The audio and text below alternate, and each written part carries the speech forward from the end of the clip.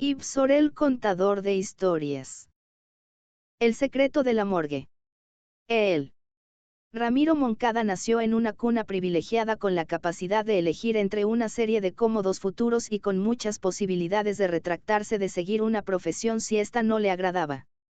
A poco del final de su vida de estudiante, su poca capacidad o poca necesidad por relacionarse con las demás personas lo obligaban a elegir una carrera que se beneficiara con sus habilidades deductivas y su fascinación por la anatomía humana. Podía ser detective y las oportunidades de lograrlo no le faltaban, pues la presencia de su padre en los altos círculos políticos le aseguraba un buen puesto en la policía. Ramiro terminó decantándose por el puesto de forense y sus habilidades lo ayudaron a subir más que las influencias de su familia. Como alumno destacado y con una gran cantidad de tiempo libre dada su nula vida social, se creó una merecida fama de genio que atrajo la atención de médicos representantes de grandes instituciones de salud que lo invitaron a resolver la razón de extraños decesos en poblaciones alrededor del país. Lo que le trajo una seria encrucijada: debía mantenerse alejado de las aburridas personas o acercarse a ellas con tal de resolver los misterios que se le proponían, con tal de ver su ego satisfecho al mismo tiempo que demostraba que se merecía el puesto que se había ganado por su propio mérito. Ramiro, como ya una joven eminencia, llegó al sur del país con la intención de resolver el misterio de una epidemia que causaba la desaparición de comunidades enteras. Una vez que se nutrió de todos los datos recabados y los informes de sus colegas que habían dado todo de sí sin llegar a resolver el problema, Ramiro quiso avanzar sobre otras teorías que, por temor de sonar absurdas, fueron rechazadas. La primera fue que las poblaciones, en su mayoría influenciables, recurrían a actos chamánicos para curar todo tipo de enfermedades y la solución estaría basada en algo que usaran los médicos brujos, por lo que desplegarían una búsqueda en todos los poblados por aquella sustancia exótica que estaba causando tantos decesos. En una semana el problema fue resuelto por Ramiro, dejando a sus colegas más rencorosos hacia este y hacia ellos mismos por no optar por tan simple respuesta que llevó al descubrimiento de una nueva especie de planta tóxica. Para su reputación, Ramiro había hecho mucho y decidió no resolver más misterios, al menos no en forma presencial, pero hubo algo que lo cautivó durante su jornada, y eso había sido la belleza de una joven local que al mismo tiempo se sintió atraída por el joven galeno. Ramiro supuso lo que le acarrearía la decisión de cortejar a la chica con el nombre de Fioure. Con respecto a su familia, y poco le importó, porque por primera vez sintió amor por alguien más aparte de él, aún contando a su núcleo familiar. Tal como lo supuso, Ramiro Moncada perdió el apoyo de su familia y para él fue como quitarse de una carga representada por la idea de que no merecía lo que había obtenido a lo largo de su vida.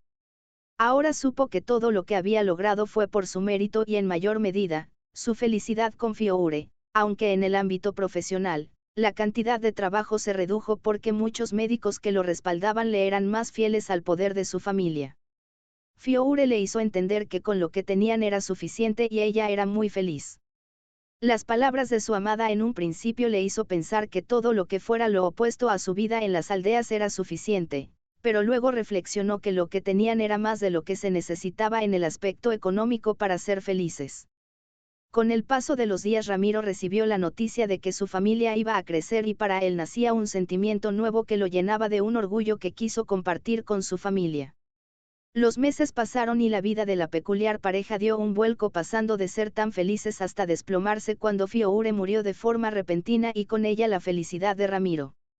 Decaído y movido por una voluntad frágil, el aún joven forense se mudó a una ciudad bulliciosa en donde la mayoría de la población era de bajos recursos en medio de una violencia abrumadora.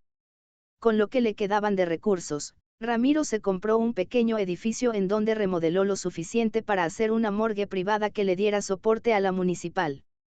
Así pasaron los años y el joven Ramiro le fue dando paso al anciano Ramiro, que aparentaba 70 años a pesar de no pasar de los 50. El trabajo lo mantenía cuerdo y la rutina le hacía olvidar los momentos en los que fue más feliz y consecutivamente más desdichado.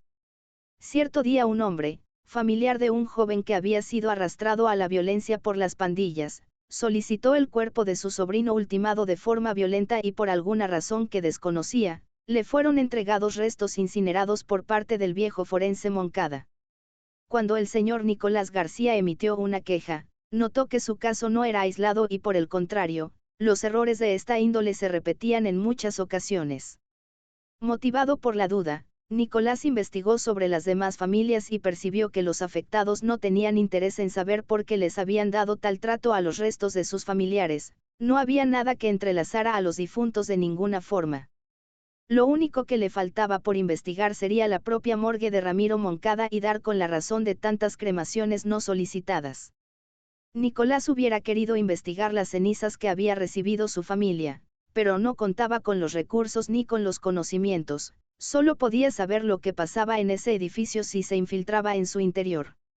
En su infancia siempre quiso ser detective y sabía sobre algunos métodos que se usaban para investigaciones de alto perfil.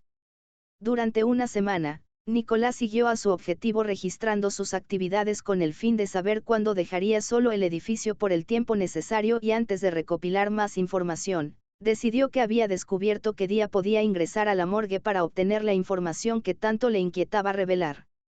El fallido detective Nicolás llevó ese día una linterna, guantes, se vistió de negro y por precaución llevó un arma de fuego. Omitió el investigar el pasado de Ramiro Moncada y el por qué éste siempre compraba unas cantidades absurdas de carbón, madera y minerales. Nicolás entró en silencio 5 minutos después de que el viejo forense se alejara en su vehículo. En las primeras habitaciones encontró lo normal que habría de encontrar en una morgue. En las siguientes dio con depósitos de cuerpos, en unos había difuntos con su respectiva autopsia y ya preparados para su recolección. En otros depósitos encontró cajones vacíos pero con señales de uso constante. Por un momento deseó saber qué buscar avanzando sin saber qué encontrar que terminara con esa irrupción que le estaba produciendo un miedo desconocido. Una vez avanzando casi hasta acercarse a los cimientos del edificio, se encontró con los crematorios. Uno aún guardaba una alta temperatura y otro se encontraba lleno de mucha madera y carbón sin razón. Nicolás no pensó que el horno no necesitaba madera porque alimentaba las llamas con gas y con los cuerpos, por lo que se dispuso a salir hasta que una puerta del fondo se estremeció con golpes intensos y desesperados, haciéndolo querer salir, no sin antes saber a quién el siniestro forense había encerrado. Pero antes de poder abrir la puerta, un potente grito como de mando y de pánico lo detuvo en seco. Nicolás volteó y vio a Ramiro con un movimiento de su mano indicándole un alto total. Nicolás apuntando con su arma, preguntó sobre qué había ahí encerrado. Ramiro contestó que no podía dejarlo salir y el primero no vio respondida su pregunta, y poco a poco entendió lo que pasaba por lo que preguntó sobre lo que le había hecho a los cuerpos de su sobrino y de los demás, sabiendo que no le gustaría la respuesta. Ramiro se resignó a responder como si estuviera agotado de cargar con la verdad sin poder compartirla para aligerar la culpa. Empezó diciendo que tenía una esposa que quería con todas sus fuerzas, pero tuvo que acabar con su vida porque estaba haciendo rituales profanos y peligrosos con su propio hijo. Cuando creyó todo perdido, escuchó el llanto de su hijo y procedió a liberarlo de su prisión de carne. Pero cuando lo vio dudó en dejarlo con vida, ya que su escamosa piel blanca y sus ojos rojos le indicaron que los rituales que su esposa realizó, habían funcionado. Ramiro continuó casi llorando que a medida que su hijo crecía, sus facciones humanas se desvanecieron y una mandíbula desproporcionada apareció además de unas grandes garras, todo eso además de un inmenso apetito que tuvo que satisfacer con carne humana. Nicolás sintió pena por la suerte del forense Moncada, pero había que hacer algo con la aberración detrás de la puerta. Por lo que se dispuso a abrirla mientras ponía una bala en la recámara del arma y lo que encontró lo aterró y su reacción fue disparar cada bala en su arma de forma fútil.